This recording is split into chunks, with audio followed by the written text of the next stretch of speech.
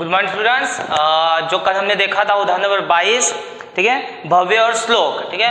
भव्य और श्लोक के उदाहरण में त्याग का प्रमाण बाकी था। सर जो त्याग थे वो कैसे निकालते, मैं आज एक्सप्लेन कर दे रहा हूँ त्याग कैसे निकालते, ठीक है। और इससे से रिलेटिव एक और स्वाध्याय का सवाल है और ट्राई करने की कोशिश करना। देखो त्याग का प्रमाण बाकी था। त्याग क्यों निकाला जाता है सर? जो नई ख्याति आई थी 1 लाख रुपया, जो आयुष लाने वाला था 1 लाख को बांटने के लिए, हमने कल देखा था समान प्रमाण में बांट दिया था, ठीक है। तो देखो त्याग का प्रमाण का सूत्र है पुराना माइनस नया, पुराना भाग माइनस नया भाग, ये त्याग का सूत्र है, ध्यान देना। त्याग का प्रमाण अगर निकालना हो तो इसका एक सूत्र है पुराना माइनस नया। तो पुराना माइनस नया मतलब कैसा सर? तो देखो पुराना भाग जो भव्य और श्लोक का है वो हमें दे के रखा है 3:2। तो देखो यहाँ पे लिख दे रहा हूँ, ठीक है। ये सूत्र है इसका पुराना माइनस नया, इसको फोकस रखना।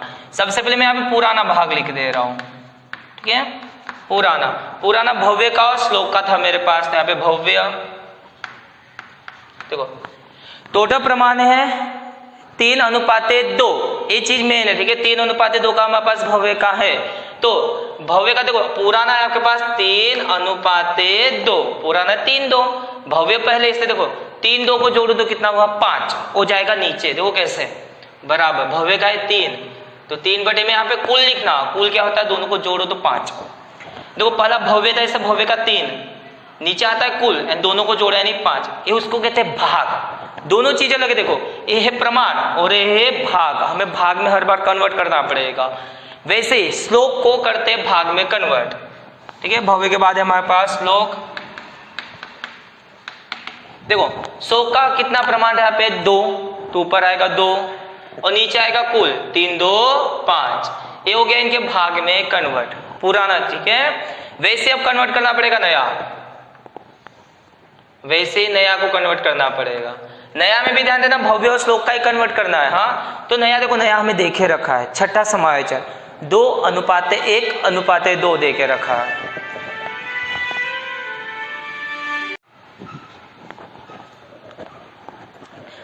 हमारे पास नया प्रमाण देके रखा है, ठीक है। 2:1:2। तो यहाँ पे पहले नया प्रमाण लिख देता हूं मैं, 2:1:2, ठीक है।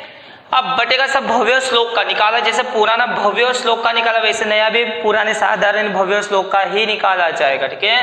तो यहाँ पे लिख देते सबसे पहले भव्य। देखो पहला भव्य था इसलिए यहाँ पे 2 है, तो यहाँ पे लिख दूंगा ऊपर 2।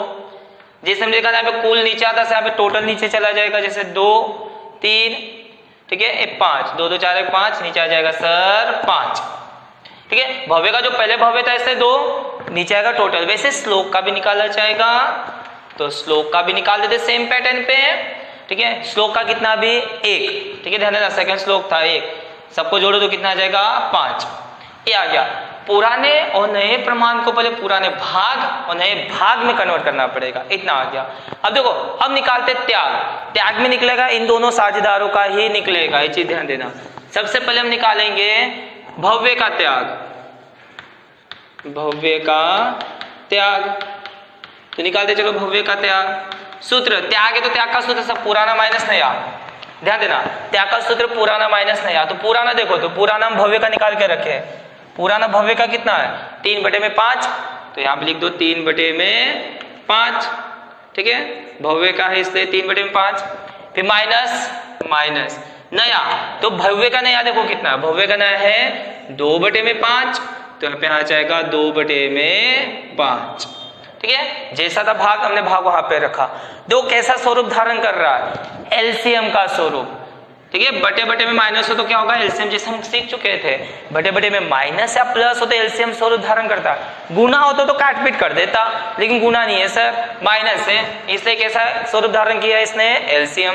देखो एलसीएम करते तो इसका एलसीएम क्या आएगा, नीचे समान है ना 5, तो 5 लिख दिया, तो 3 - 2, तो 3 - 2, तो ये प्रमाण आ जाएगा आपके पास 3 में 2 जाए तो 1/5, भव्य का है 1/5।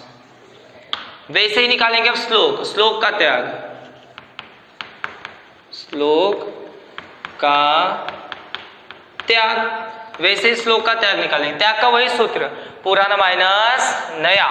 तो श्लोक का पुराना देखते हैं कितना है, तो श्लोक का पुराना है 2/5, तो यहाँ पे लिख दिया हमने 2/5 माइनस, तो श्लोक का नया कितना है 1/5, तो माइनस कर दिया यहाँ पे नया वाला यानी 1/5।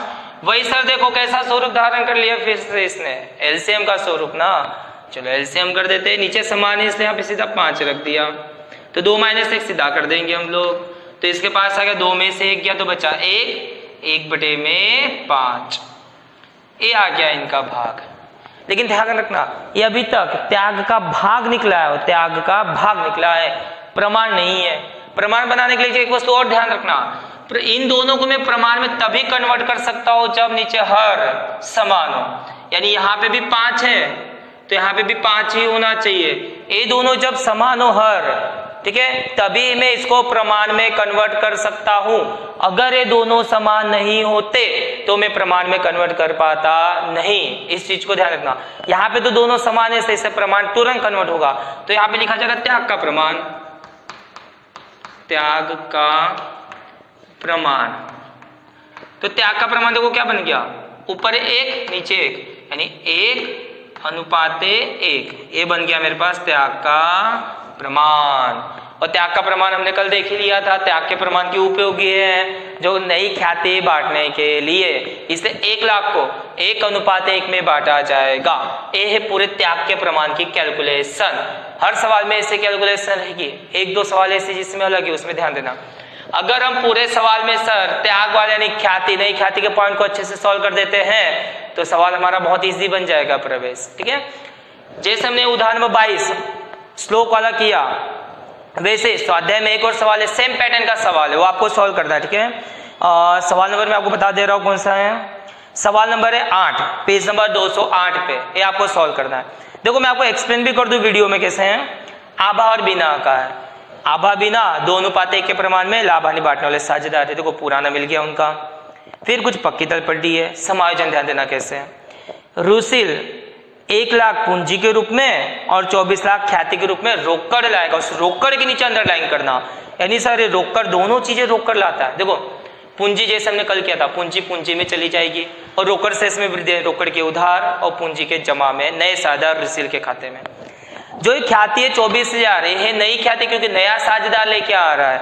नई ख्याति किस प्रमाण में बटेगी, त्याग, और त्याग के प्रमाण जैसे हमने कैलकुलेशन किया वैसे ही सेम कैलकुलेशन जाएगा, पुराना माइनस नया तो पुराना नया। देखो नया दिया होगा समायोजन नंबर 6, सेम वही है 2:1:2 का, सेम ऐसे कैलकुलेशन करना, जो आएगा वो आएगा उस हिसाब से करना, ठीक है।